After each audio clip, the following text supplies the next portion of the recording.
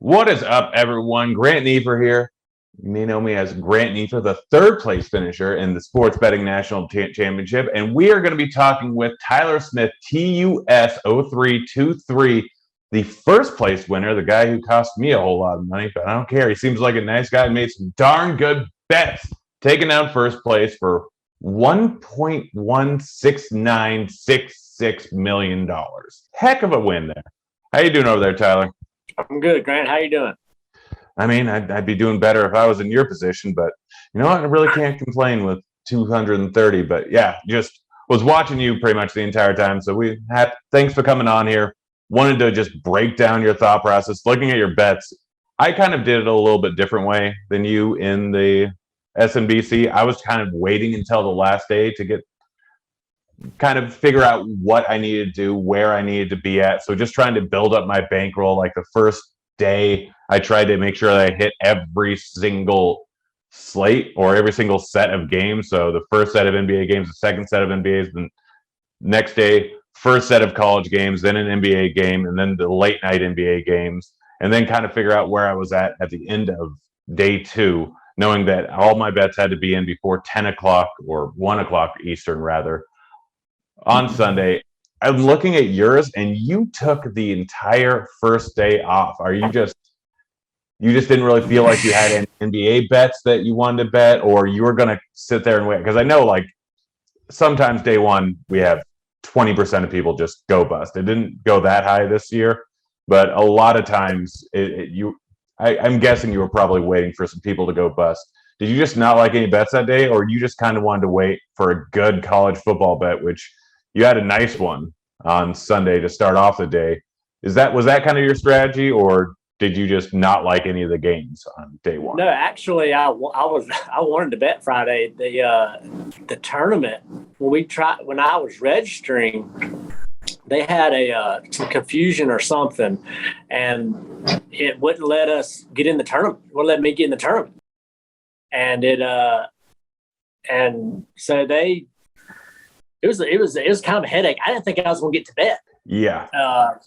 And I was worried. I was like, well, crap, I'm not going to get to bet. I guess it's, and then finally, I think it was either earlier Saturday morning, they sent us an email saying that they were going to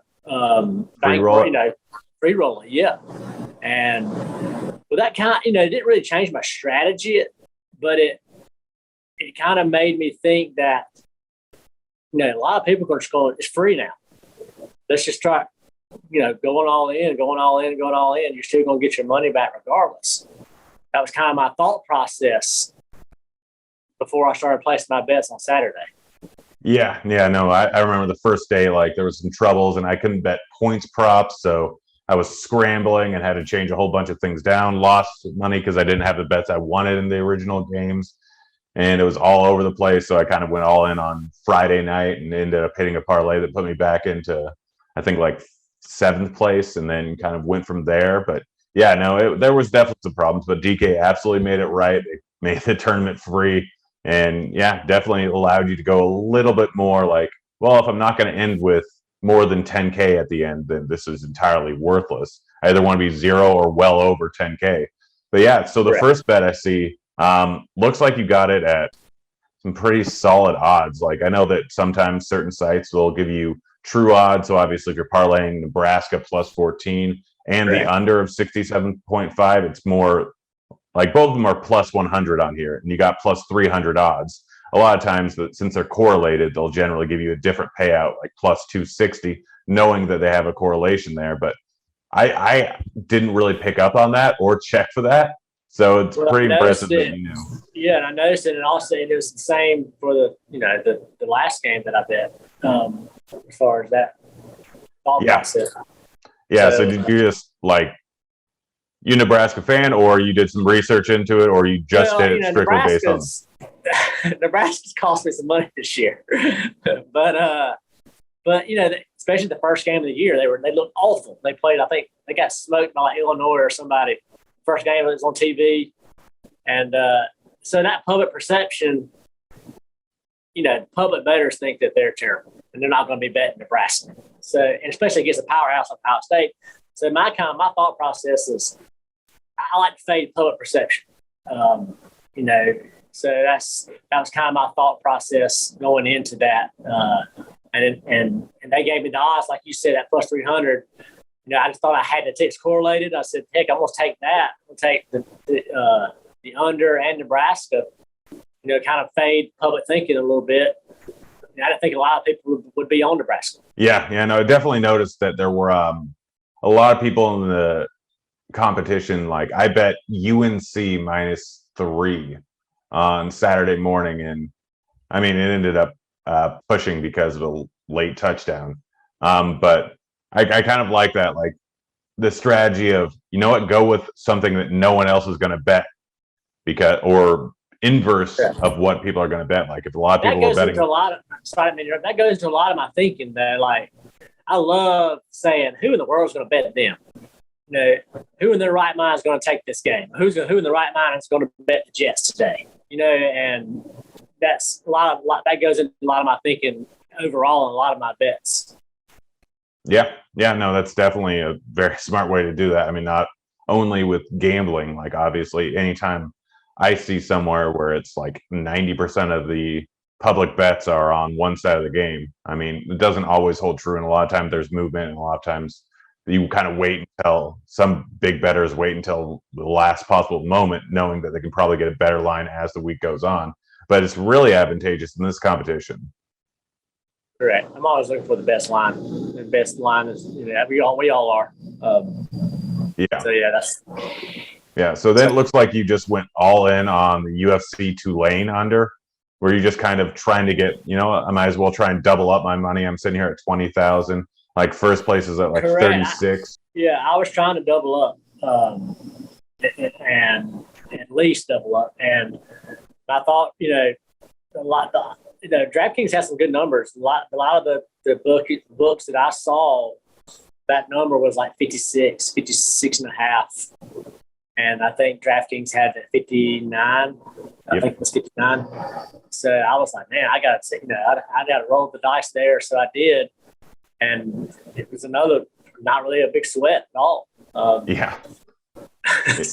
the game ended 10-14. I don't think you were ever really too worried about that. I wasn't looking at that. That wasn't in my normally that wasn't I just, you know, it just worked out. So I was feeling good going in. I was feeling good after, I think, when I looked at the leaderboard, I think I was right at first place. Going into the 10 o'clocks or 9 o'clocks. So you put a bet down on the Lakers after the Tulane bet paid out. Correct. Was that just like you were? I think I remember seeing that you were like in second at the time. So were you just trying to? Mm-hmm. So you just put just enough down to get into first place is kind of what it looks like. Yeah, I was. You know, I knew I was going to be sitting good Sunday morning regardless, and I didn't want to obviously go all in and take myself out of it if they didn't hit. So I just put not a small wager, but a medium wager just on the Lakers. I saw some numbers out there that were plus 4.5, plus 4, and I think the DraftKings had it at plus 5.5. And it just didn't work out. They got smoked. Yeah. Oh, no. Trust me, I know. I had the over on – I went like pretty heavy on the over on Westbrook points, and he did not do great. So, that was a terrible game. I think Davis got injured during that game, which definitely didn't end up helping. They ended up losing by 15. So I was in on one of the props on that game, which is like I barely bet any thing that wasn't a prop on this competition because that's kind of my forte. But I was not sitting in as good a position as I should have been just because of Westbrook doing that. But so like obviously Sunday morning, like you have to get all your bets in before the start of the first NFL game. So 1 o'clock Eastern time. So you were kind of looking. So I'm looking at your bet, and it, like, honestly, when I was sitting there Sunday morning, I'm like, I think I have a shot. And I'm looking at the guys, and I see that you just went all in on one bet. See Broncos plus 6.5. By the time I looked at that, they were up 14 in the first quarter. I'm like, well, very little chance that doesn't end up hitting. And then I look at the Bills and the Jags, and it's like 3-6 at halftime. I'm like, this guy's got it. This guy's winning first place. Like I can't even be angry because I'm just super impressed. Like absolutely beautiful. You did a nice little correlation play with the Jags plus 14 and the under. Like obviously 14-point plus home dogs have performed great over the last 15 years outside of the Jets, I think last year or the year before. And parlaying that with the under. I just want to know, like, why did you go with the Broncos plus 6.5 in the first half instead of the full game spread? I mean, obviously they both hit. They both would have worked great. But what was your thought process on parlaying a first half spread with that? Well, a lot of times when I have a big dog like that, a double digit dog, I like playing the first half just because I feel like you're getting more points in the first half. It was 6, I think it was plus 6.5. And the value there to me is more than it is for the full game. The Cowboys, they've been playing out of their minds the last 3 or 4 weeks before leading up to that game. And I just thought it was another, like you said, fade the public kind of thing. I had a feeling they'd start off slow, and I had a good feeling the feeling worked out. Obviously, I could have bet the whole game, like you said, and it worked out just as well. But that was kind of my thought process going into that. Yeah, and then you did a 3-team parlay. Like, so me, I did 2 separate parlays. Both 3-leg parlays. One would have paid out 35. One paid out 35, and the other one I think paid out 74. So my thought process was kind of like, I think that some people are going to falter. Some people aren't going to end up hitting their bets. And I mean, it was you and I can't remember the name of him. I think it was Jets Are Too Cool in second place. That both of you guys hit the hit your parlays. Like, my thought process, I think, was right. The 4th place finisher, which is what I projected, was just slightly below what one of my parlays paid out at 74. He was at 72. So I was pretty much betting on you or Jets Are Too Cool to both lose. You guys hit. Congrats to you. But, like, why did you just, like, it just happened to work out? Like, you liked it, the 3-leg parlay. You're like, all right, might as well just go all in. Like, put everything on the line. Try and get it as much of a lead as possible if I do end up winning. Because there was one guy that was in, I think, 5th place that put like 5 separate $5,000 to win $250K on like 4 or 5-leg parlays. Yeah, I remember. That was my biggest sweat. Actually, the whole weekend was after my parlay hit. I think that guy had like Duarte. Some guy for the Pacers, Duarte, under blocks or something, or over blocks. He hit over blocks. And I was scrolling, I was refreshing my screen every like 5 seconds to see if the stats. I was watching the stat line, and but it that was the biggest win of the whole weekend. Yeah, no, like I kind of did you got all the morning games out of the way. I had all the 4 o'clock games. I mean, luckily you were in first. No way I could catch you, so I'm not sweating for $1 million. I'm just sweating for a few $100K, which still a decent sweat. But yeah, like I took it. I know basketball very well. I've done very well with props, so I wanted to make sure I did NBA, which I thought was the maximum value for me.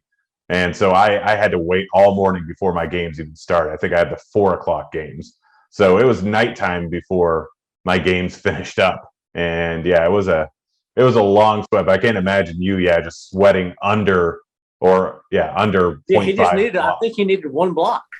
Yeah. No, I think it was wild. I was like, golly, anybody can get a block, But anyway, it worked out. I was happy, man. I was very happy. Yeah. Well, nice. Any big plans for what you're going to do with the winnings, or? Just... obviously I got some debt I got to pay off, and then I might take my wife on a we got an anniversary coming up, and I might take her on a little trip. But besides that, man, then I'll still be betting, and that's kind of my plans. Yeah, that's the smart way to do it. I mean, everyone asked me after my first big win, like, all right, what are you gonna do? Like, how's this gonna change your life? I'm like, I have a ton of student loan debt. I'm going to pay off part of that, and then, just keep rolling with it. And DraftKings letting the players keep the bankroll was another kind of a strategy I was thinking, because a lot of people wanted to keep that bankroll. They didn't want to go all in. Yeah. So I was, I knew I would be one of me and a few other guys would be a few players that would go all in. Yeah, I mean, stuff like that. And it's worked out. I feel like you got to, if you're going to win one of those tournaments, you got to play aggressive. Yeah, I mean, my biggest thing was the fact that first games, basketball games didn't start till 6 Eastern time. First, you have to have your bets in by 1 Eastern time. So I would have gone all in on one of those parlays, but the fact that NBA late scratches are a thing, if one of the guys that got scratched if one of the guys would have gotten scratched, then I'm immediately out for first place. I have no chance. Correct. So that's why I did two. And that's the risk you take with playing the props. That's the risk you take, but it also can pay off as well. Yeah, well, that's why I did two separate props with 6 entirely different players. So I knew that if one player got scratched from either of those props, I still had a chance at getting first place, because if both of them hit and one player got scratched, then that means I still would have had over 75,000, which was my projected line for the winner. Obviously, you crushed that. But you did fantastic. Really impressed by all of your bets. Really impressed by your strategy. It was absolutely beautiful, and it was great talking to you. No, I appreciate it.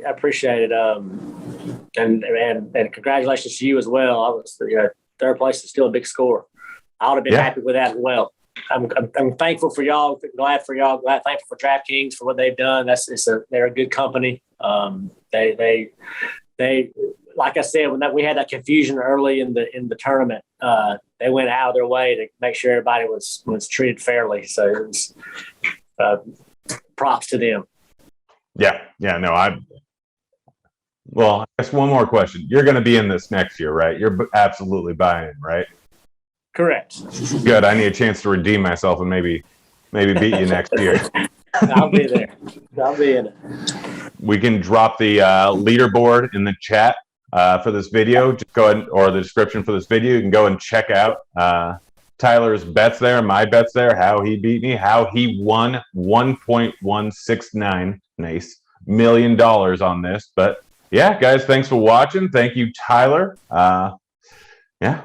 Well, I'll look forward to seeing you again next year.